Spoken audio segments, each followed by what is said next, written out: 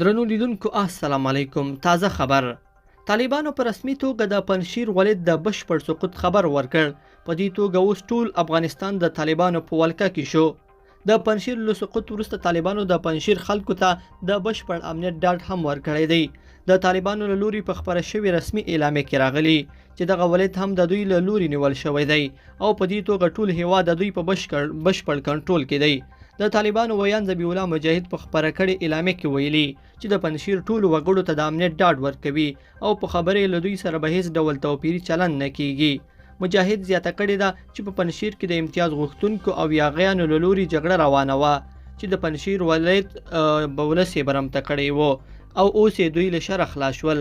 ذبیح الله مجاهد پر خلکو غږ کړی دی چې ژر تر ژره د امنیت په موخه همکاري ورسره وکړي، سوله ییز ژوند ته راوګرځېږي او په ګډه له نورو افغانانو سره اوږه په اوږه د هېواد د جوړولو لپاره لاس په کار شي.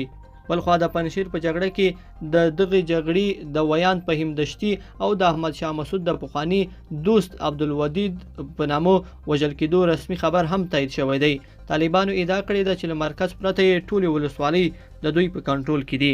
هماغه و چې همدا اوس طالبانو یوه اعلامیه ورکړله چې پنجشیر هم د دوی لاس ته وغورځېده. لیدونکو په دې هیله چې دا مطلب به مو راسره تر پایه پورې لیدلی وي. که مو دا ویډیو خوښه شوې ویډیو لایک کړئ د سره او چینل سبسکرایب کړئ. تر بیا ښه وخت.